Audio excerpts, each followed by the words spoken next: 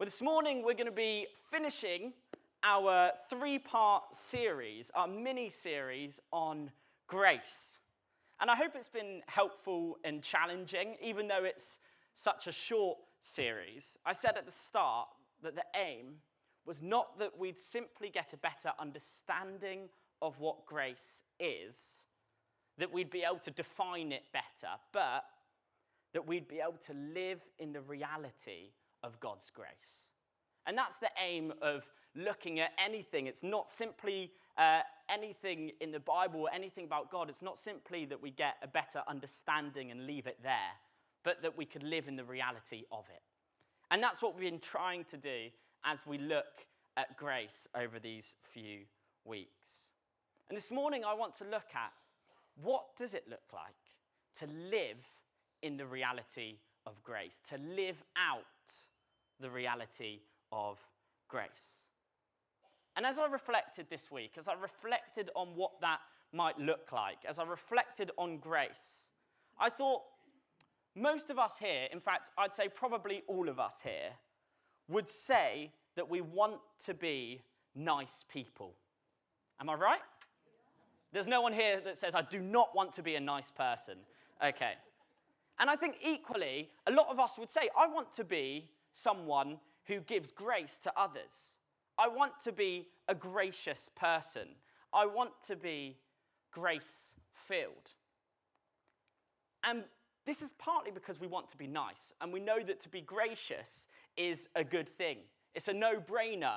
We want to reflect grace because we want to be nice people. It's almost like if I asked this morning, do you want to be kind? I think all of you would, I hope, would respond by saying, yes, I want to be a kind person. But then I thought a bit deeper about what it means to reflect grace. And I thought, actually, reflecting grace is a really challenging thing to want to do. To be gracious is a really challenging thing to aim for. It can be difficult to want to be gracious. Philip Yancey, who wrote a great book that both Chris and I have used in our sermons, he wrote a great book called What's So Amazing About Grace. And he suggests in this book that being gracious is an unnatural act. Being gracious goes against the norms of society.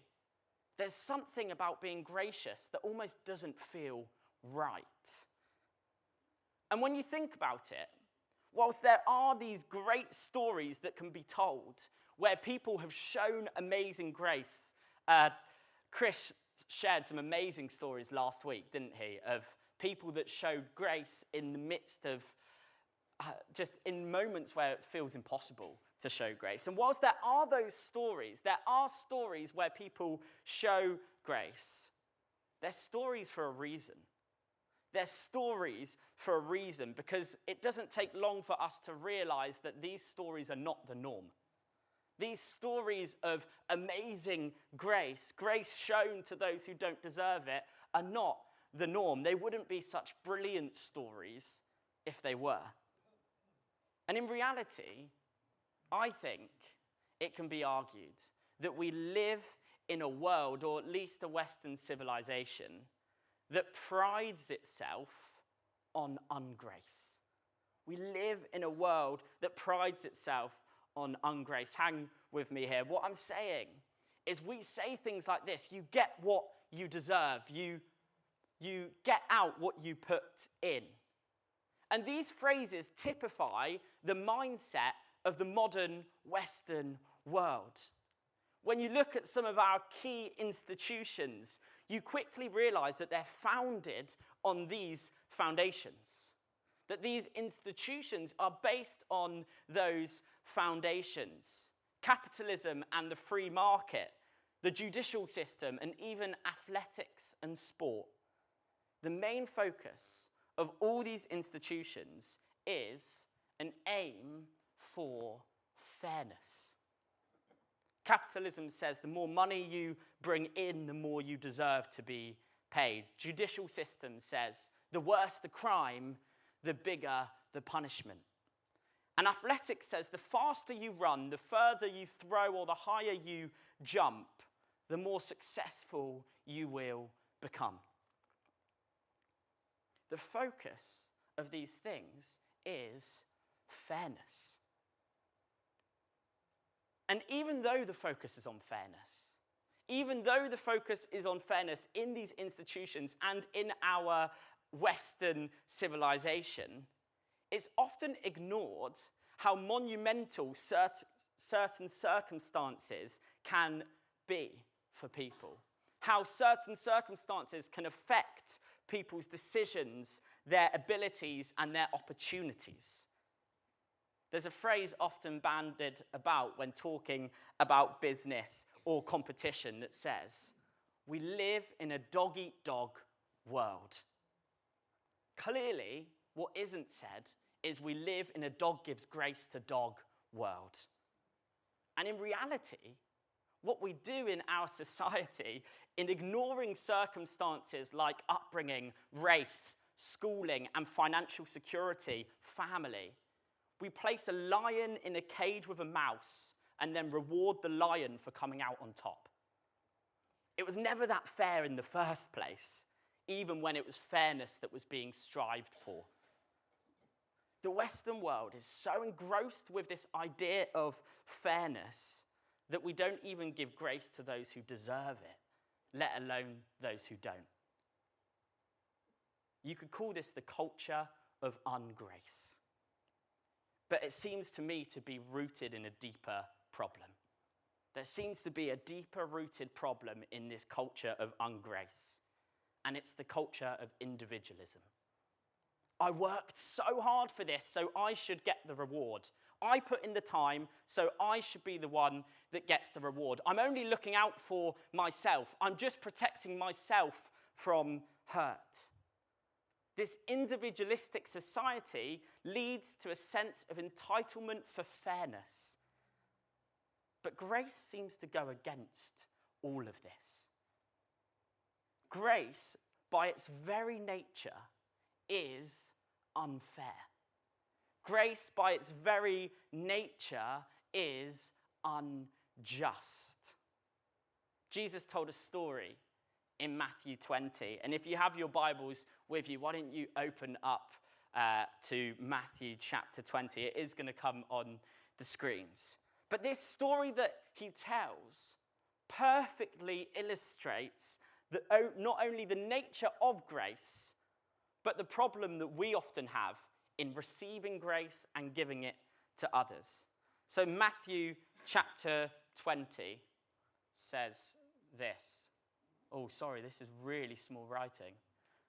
Well, I'll read it anyway. It says this. For the kingdom of heaven is like a landowner who went out early in the morning to hire workers for his vineyard. He agreed to pay them a denarii for the day and sent them into his vineyard. About 9 in the morning, he went out and saw others standing in the marketplace doing nothing. He told them, "You also go and work in my vineyard, and I'll pay you whatever is right." So they went. He went out again about noon and about 3 in the afternoon and did the same thing. About 5 in the afternoon, he went out and found still others standing around. He asked them, "Why have you been standing here all day long doing nothing?" "Because no one's hired us," they answered. He said to them, "You also go and work in my vineyard." When evening came, the owner of the vineyard said to his foreman, "Call the workers and pay them their wages, beginning with the last ones hired and going on to the first." The workers who were hired about 5 in the afternoon came and each received a denarii. So when those came who were hired first, they expected to receive more. But each one of them also received a denarii. When they received it, they began to grumble against the landowner. "Those who were hired last only worked 1 hour," they said, "and you've made them equal to us who have borne the burden and the heat of the day." But he answered one of them, "I'm not being unfair to you, my friend. Didn't you agree to work for a denarii? Take your pay and go. I want to give the one who was hired last the same as I gave you. Don't I have the right to do what I want to do with my own money? Or are you envious because I'm generous? So the last will be first, and the first will be last. See, this is quite a long story that I just read out. But it's a confusing one, I think. Let me summarize the story for those of you that switched off because it was so long. There was a man who owns a vineyard and he was hiring people for work. So he went out at the start of the day to hire these people to work in his vineyard. And he says to them, I will pay you 1 denarii for a day's work. And they were like, great, let me come with you and work in your vineyard. A couple of hours later, he goes out again, and there are people still there. So he comes and hires them to work in his vineyard and says, I'll pay you whatever's right. Then a couple of hours later, he goes again. And then at lunch, he goes again. At mid-afternoon coffee, he goes again. And then an hour before the end of the day, he goes again, and there are people still looking for work. And the man who owns the vineyard says, you come and work for me. I know there's only an hour left of the day, but you come and work for me. And then at the end of the day, when it's time to pay them for what they did, for the work they have done, this owner of the vineyard says, first, can you bring me those that have only been working here for 1 hour? And these people get paid the exact same. They get paid the exact same for working 1 hour as those who were there all day, working all day through the heat, through the sweat of the day. This is plainly unfair, right? I don't know about you, but I would be feeling so hard done by if I was one of the people that was hired at the start of the day. If I was sweating, if I'd worked my socks off all day, if I was shattered and sunburnt, aching at the end of the day, to see that I received the same as the one who hardly had time to get the sun lounger out, I would be fuming. This contradicts everything we know about employee appreciation and fair compensation. This was poor business management, poor economics, and simply was not fair. But wait a sec. Did you guys see that Jesus says at the start that this is what the kingdom of heaven is like? He starts this parable by saying the kingdom of heaven is like this. I don't know, is God bad at maths? Is God bad at economics? Did he not have an economics degree? Does he not know how to lead people? Or maybe it's not a reflection on God's lack of knowledge. Maybe it's not a reflection on God being bad at maths. Maybe grace was never meant to be fair. In fact, isn't that the whole point? Isn't the whole point of grace that it isn't fair?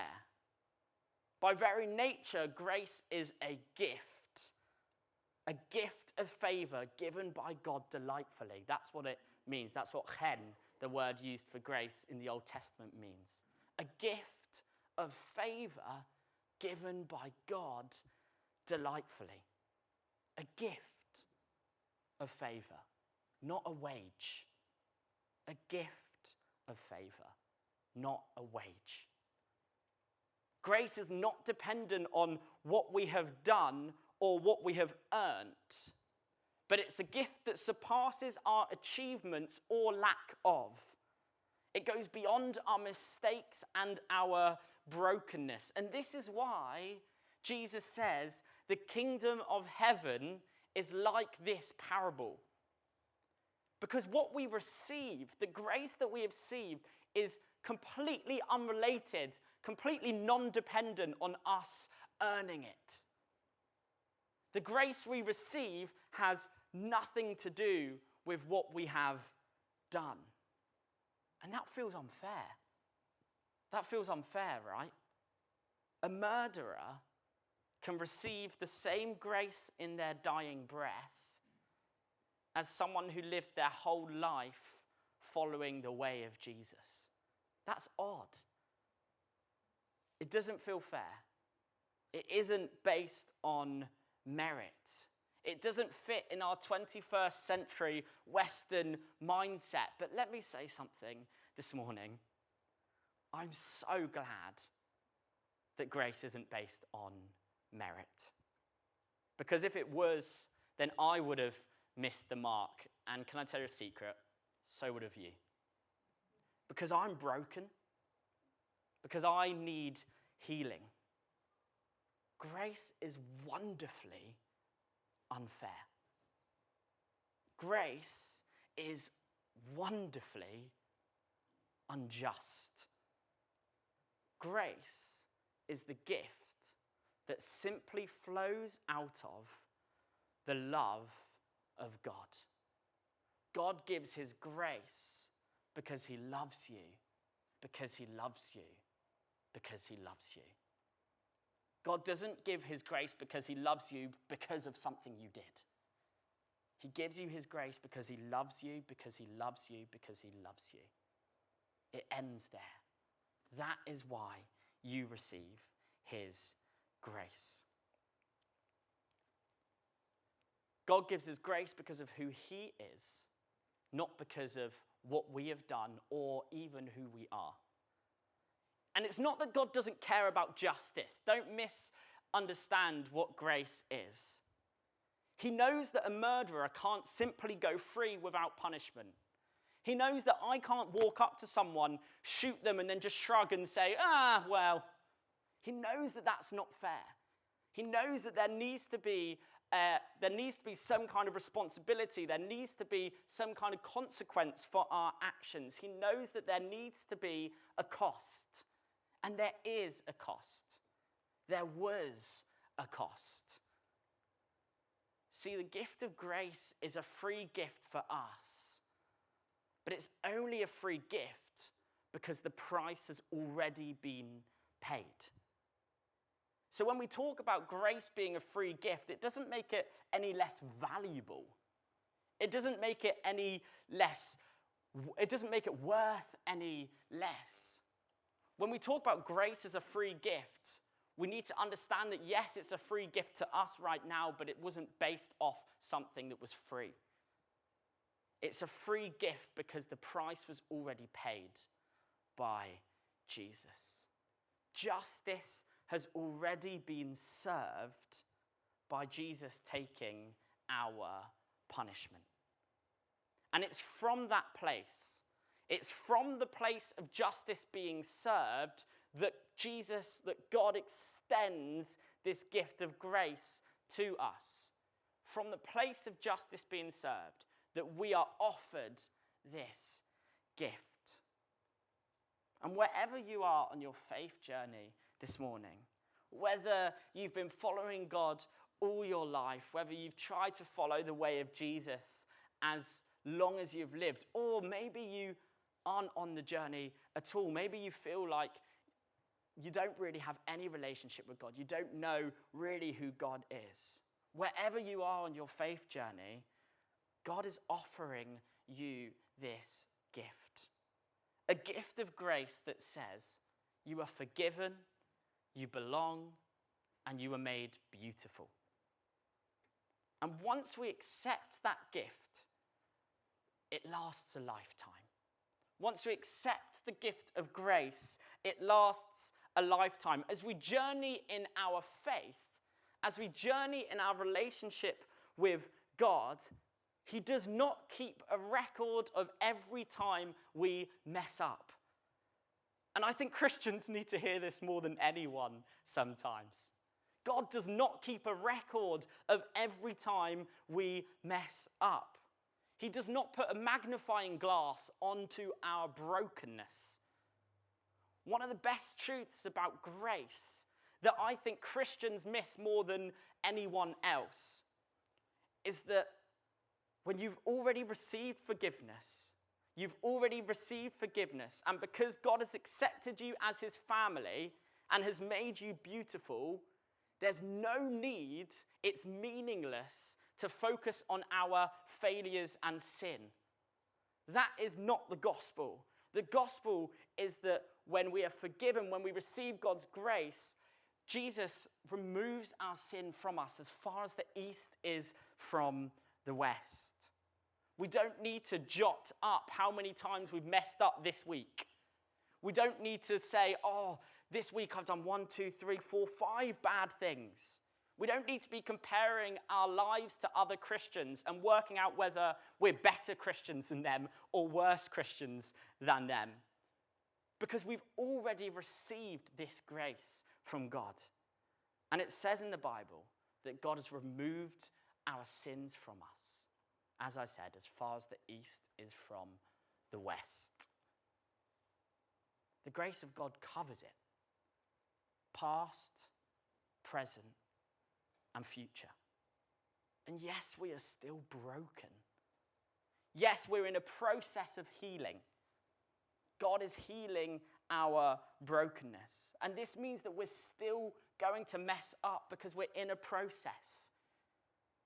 But by the grace of God, he says, I've got you. I've got you. So now we've received the grace of God, we are called to respond to it. When we receive the grace of God, we are called to respond to it. We're called to give the same grace to others. Freely you have received, now freely give. In a world of ungrace, we are called, as followers of Jesus, to give the same grace to others as you have received from God. In Matthew 18, we read of another story that Jesus told, a parable told to Peter. And Peter's just asked Jesus, how many times should I forgive someone? And to be honest, I think Peter was being a bit of a teacher's pet at this moment. Because Peter comes to Jesus and he says, hey, Jesus, how many times should we forgive? 7 times? Now, a bit of context. The rabbis in this day were expected to forgive someone 3 times. But the rabbis had a rule that if they forgave someone 3 times and someone still did something against them, the 4th time just showed an unwillingness to change, so you wouldn't forgive them again. To forgive them the 4th time was simply to show weakness. That was how the rabbis went about forgiveness in that day. So when Peter goes to Jesus, he's thinking, I am going above and beyond right now. I am more than doubling the amount of forgiveness that the rabbi normally gives. I really get Jesus' teaching. I get it, and I'm going to suggest that we forgive so much more than the rabbis, and I'm going to show Jesus that I really understand him. And Jesus immediately replies, saying, not 7 times, Peter, but 77 times, or some translations say 70 times, 7 times. And whether it's 77 or 490 times, what Jesus is saying is the number doesn't matter.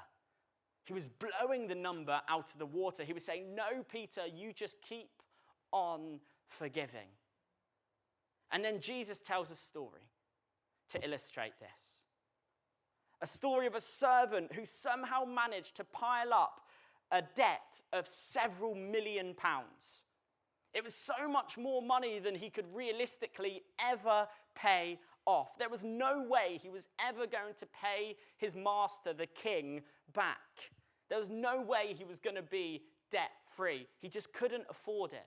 Even if he sold all his assets and sold his family into slavery, he would not be able to pay off the debt. It was so large. This debt was unpayable. It was simply not possible to repay it. And then suddenly Jesus explains that the master, the king, abruptly cancels this debt of several millions. He completely cancels the debt, and the servant is let off scot-free. this wasn't only a relief to the servant, it wasn't only a kind gesture, but this was a life-saving moment. A moment that stopped his family from being in slavery their whole life and still never repaying the debt. It was life-saving for the servant to receive this grace. But suddenly the plot twists. This forgiven servant, this servant that was given his life, this servant who'd received grace in full, seizes a colleague that owes him a few quid. He gets him in a chokehold and he demands, "Pay me back what you owe me." He shows zero compassion and throws his colleague into jail. This man, the servant of the king, was given his life back. He was forgiven. His debt was cleared. Yet, he showed no compassion. He showed no compassion to his colleague.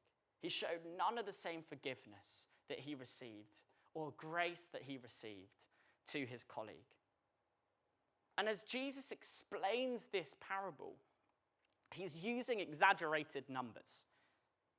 The servant was freed from his debt of millions, yet could not do the same for his colleague that owed him pennies.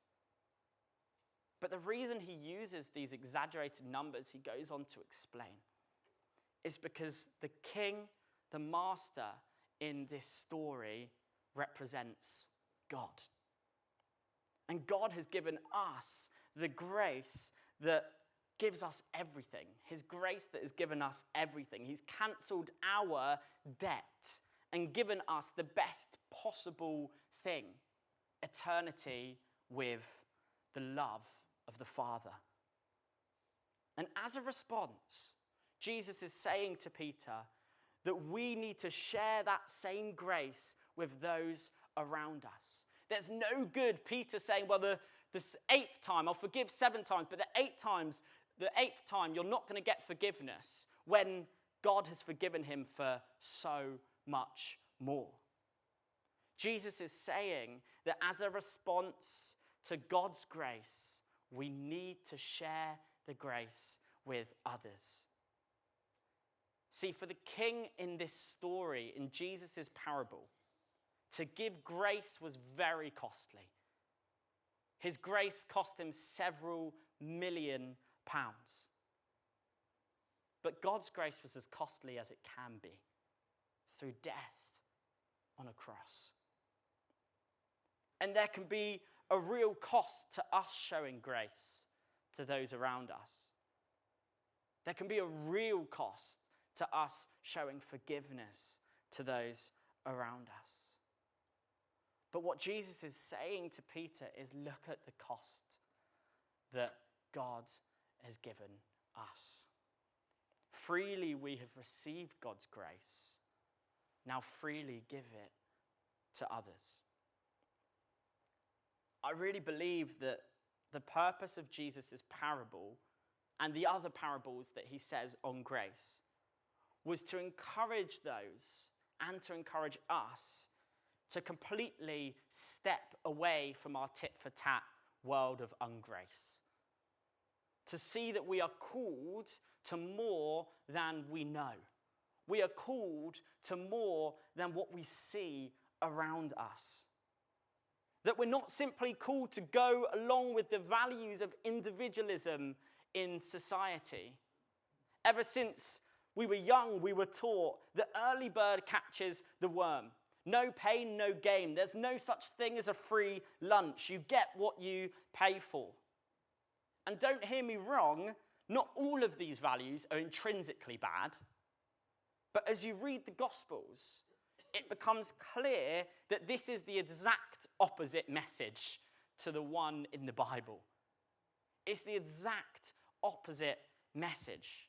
Because I did not get what I deserved. I deserved punishment, but received forgiveness. I deserved wrath, but got love. I deserved a lecture, but was offered a banquet. I deserved a slap on the wrist and a stern talking to, but received the embrace of the Father. We were not only called to be receivers of this extravagant grace, but also to be givers of it. And the church is known for many things, some good, some not so good. But we want to be a church that is known for giving the most extravagant grace, don't we? We want to be a church that is known for being so gracious that people can't understand where it comes from. We want to be a church that is known for showing grace to those that no one else shows grace to. So what does that look like? How can we be givers of grace? I want to go back to this definition that we talked about a couple of weeks ago. That grace, or chen in Hebrew, is a gift motivated by delight. And we can split this gift of favor into 3 sections. You are forgiven, you belong, and you were made beautiful. So with this in mind, what does it look like for us to show that to others? What does it look like for us to forgive others? What does it look like for us to give a sense of belonging to others? And what does it look like to bring out the beauty in others? So let's start with forgiveness. To be a giver of grace means to forgive those around us. In this parable of the unmerciful servant that I just shared, Jesus is very frankly saying that as followers of Jesus, we must forgive others just as God forgave us. And in the Bible, we read that we should not come before God in worship until we have settled any beef with those around us, until we've forgiven those who have hurt us. Now, can I just say that for some of us, this is extremely hard because we have been hurt so badly. And please note that forgiveness does not mean pretending that you were never hurt or that you were never wronged. In the New Testament, the most common word used for forgiveness is literally translated to the releasing or freeing of yourself. The most common word used for forgiveness talks about releasing yourself from something that happened. Forgiveness can be healing. Forgiveness can be healing, but it can also be so painful. I don't know about you, but sometimes I think that the Hindu doctrine of karma feels a lot better for me. That someone that hurt me will get what they deserve. Maybe they come back as a lamppost or something. But forgiveness feels much like grace, can feel really unfair. It can feel like a really unnatural act. In the amazing book, The Art of Forgiving, Lewis Smedes points out that the Bible portrays a God that goes through progressive steps when he forgives people. Step 1, God recovers the humanity in the person that has wronged him. Step 2, he surrenders his right to get even. And then finally, God revises his feelings towards the person. Step 1, he rediscovers the humanity in the person. Step 2, he surrenders the right to get even. And step 3, he revises his feelings towards the person. Now, it's easier said than done. But this is these steps are steps that God takes. And I wonder if it's something that we can slowly, through a process, go through in our forgiveness. When we've been hurt, we need God's help when it comes to forgiveness. When we've been hurt, when we're in pain, we cannot forgive someone alone without God. We need God. But there's also low-level forgiveness that Christians are called to carry. I remember as a young boy being perplexed at how my Christian next-door neighbour would shout at me every time the football went over the fence into their garden. When you look at Jesus' life, you see that he treated people with dignity. And that is where his forgiveness flowed from, looking at the person and not the act. If anyone knows that we all make mistakes, it should be Christians. Our whole belief is set on Jesus forgiving us for our mistakes. So we should understand and carry what it looks like to forgive those that make mistakes. We should be people that see past mistakes and see a person who is loved, not people that criticize and treat badly those who make mistakes. I don't know if you're watching any Wimbledon at the moment, but if you were, yesterday there was a very controversial match between Kyrgios and, how do you say the other one's name? Tsitsipas. Yeah, there we go. And there was a lot of anger in the game. And there was a vital point in the second set where the line judge called the ball out. And Kyrgios was fuming because the umpire overruled it and said it was in, so the point had to be played again. And Kyrgios turned to the umpire and said, "You need to get rid of this line judge. You cannot simply make a mistake at Wimbledon," he said.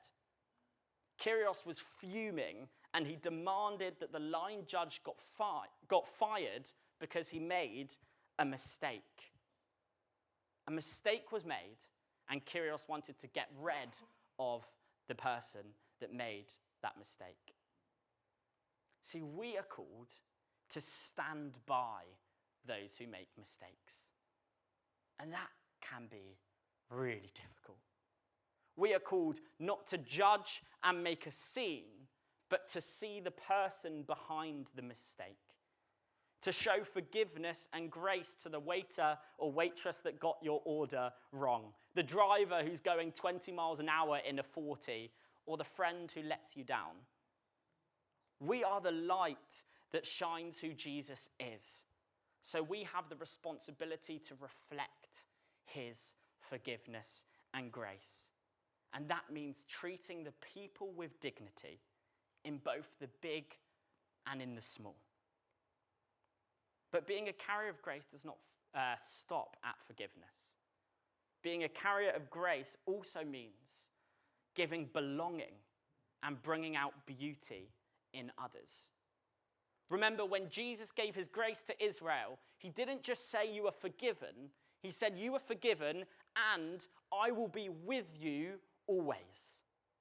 You're forgiven and I will be with you always. Being a carrier of grace is a commitment to the people around us, especially to those on the outskirts. It's being a cheerleader for those people when they're doing well, and also staying with them when they mess up. It's giving community to the lonely, financial support to those that can't pay their bills, meals to the hungry. It's fighting for the outcast, being a voice for those without one, and campaigning for equality. See, I really believe that we cannot be givers of grace unless we are committed to the people around us. Living a grace-filled life doesn't simply mean forgiving people, it means living for people. Living a grace-filled life is living for others. It's sacrificing personal comfort and taking the focus away from ourselves, getting out of an individualistic culture and stepping into real community. Community that seeks to support others, to support people in every way possible, giving people a sense of belonging, giving people our time, and bringing out the beauty in those around us. And that can only take place when we choose to commit to people. When we choose to live our life with and for others.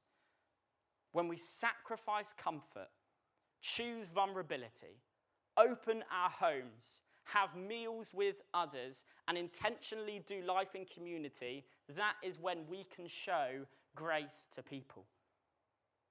When Jesus talks about living a grace-filled life, he isn't talking about passive grace. He isn't talking about minding our own business until the opportunity for grace comes along, waiting to be wronged, because then you can show grace. He's talking about an active grace. Forgiving those who have hurt you, giving those around you a sense of belonging, and bringing out the beauty in others. I believe this morning that God is wanting us to actively seek where we can bring God's grace. Maybe it's a person that you need to forgive, or maybe it's about doing life less individualistically and pursuing community. Or maybe it's about fighting for those on the outskirts and bringing a sense of belonging to them. But as the band come up now, I want us to spend a couple of minutes just reflecting in quiet on this question. In what way can I reflect more of God's grace? In what way can I reflect more of God's grace?